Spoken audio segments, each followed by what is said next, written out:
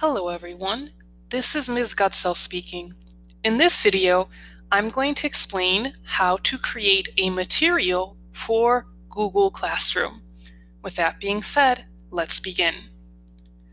To create a material, I need to click on the Classwork tab. I can now click on the Create button and select Material. The Material menu has appeared.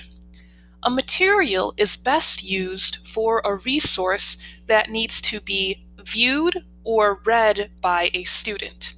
If a teacher desires for a student to respond or submit feedback, I recommend using the assignment option rather than the material option.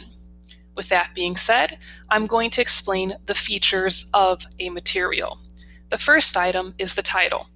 I can add in the title of my material, and then I can add in a description if I so desire. When I click on Create, I could create a brand new Google file that would then be attached to this material for the students to view. I can also click Add and select one of the options available here. For this tutorial, I'm going to add an external link. As can be seen, the box for the external link has appeared. In order to insert it, I need to go to the website, copy the link, and then paste it into the box. I can now click Add Link, and the external link has been added to this material. On the right side of the screen, I can see that I can select which students would receive this material.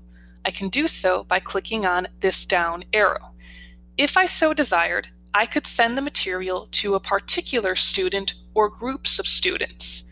This would be useful for scaffolding work or providing additional resources as necessary. I can also select a topic, which is useful for organizing items for students on Google Classroom. I'm going to add this material to the Specials section. Now I have to decide how I'm going to post the item. When I click the down arrow, I have a few options. I can click Post, which will make the item appear directly in the Classwork section.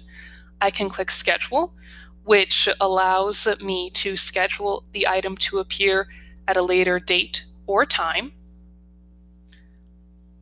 I can click Save Draft, which saves a draft of the material but does not post it for students to view. As can be seen on the screen, code.org is in a faded color as compared with the posted item website research. To post it, I have to click on the three dots and then click Edit. At this point, my options when I click the down arrow are to post it, schedule it, or save it again. I'm going to click Post, and then click Post again, and now my students will see the material available for them under this topic. As can be seen, a material is noted by the ribbon in its icon as compared to the solid lines within an assignment. This visual cue can be useful for determining the difference between the two. Thank you for watching, and I hope this video helped you grow in your knowledge of technology.